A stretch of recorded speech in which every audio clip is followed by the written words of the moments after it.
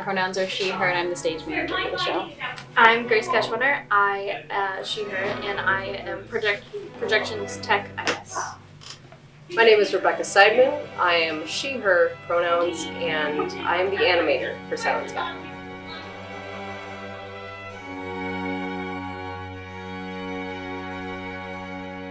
With seeing the projections for the first time on like the fabric that we had was really cool.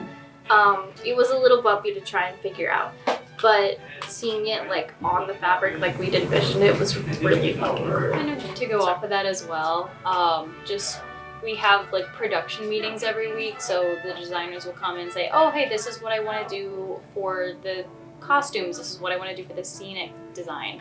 And so just seeing like the fabric, for example, it started out as like a picture and an idea, and the fact that we were able to make that come to life is really exciting. Mine's kind of similar but different to Grace's answer. So as an animator, I never see the work as complete. So when I'm in the theater space, I see things that I can improve on what I've submitted as a final draft. But there was one evening where I sent a photo to our director, Laura, of the fabric with the projection on it, and seeing it removed from the space in like my small screen made me realize how beautiful it actually does look. So being able to like step out of animator space and into like an audience space was like, I think the moment for me where I was like, wow.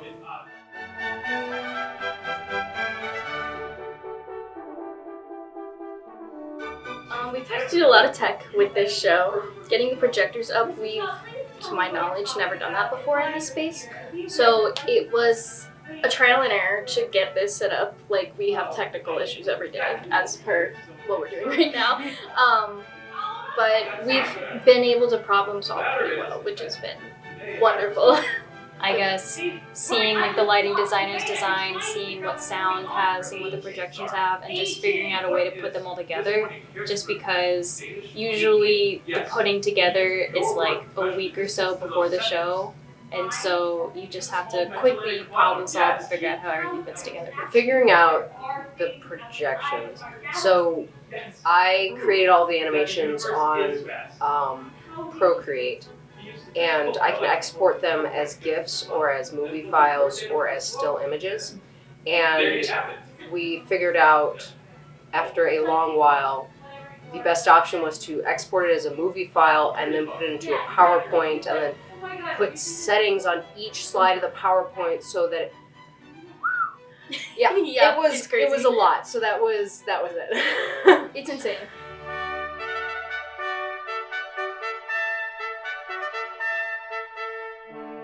A fun anecdote is, so like Grace said, we were working on the previous show while this one was still going on. Yeah.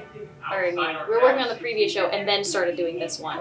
And so some of our rehearsals and production meetings, since the stage was occupied with the set for the previous show, we had to do just like Zoom rehearsals and Zoom meetings. And so, fun anecdote, since that started like during J term, I was abroad with the Spanish department in Madrid. And so they would be like having rehearsal at like, I don't know, 6 p.m. or something, and then it's like 1 a.m. for me, and I'm like, hi guys, I'm here for rehearsal. So I guess it's just one of those things where it's like, I've been doing theater for a while and I'm graduating in May, and so this is kind of like my last hurrah, I guess, which is kind of sad to think about, but bittersweet at the same time. And so it's like, it's something that I would really want to make time for. This is something you have to make time for. Yeah. Laura and I set a deadline for finishing certain animations, and then certain unexpected, unavoidable things came up for me, and so I was cramming. And our final draft of the projections was last night. Yeah. So finding time it just has to happen. Yeah. Sometimes it can be a lot. But Theater like scoops its own time out. yeah. Yes, it does.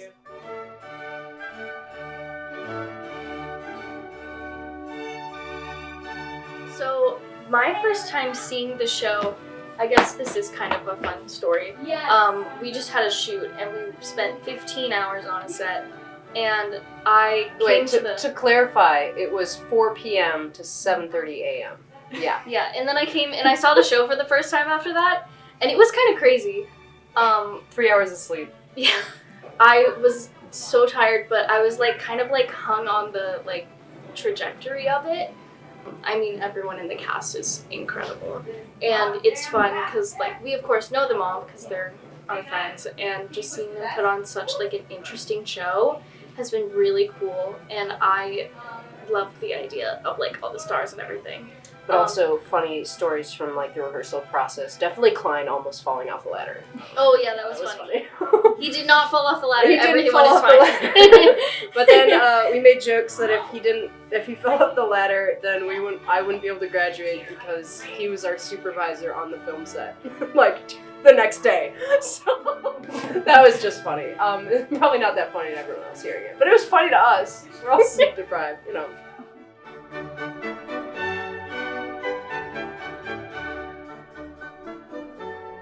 In terms of audiences, I mean, we just worked very hard on this. So I just want everyone to come and have fun and kind of appreciate the show and all of the work that we put into it, because it is a very beautiful show. The fact that this show can bring up that much emotion from one person figuring out one thing from one corner of the sky is just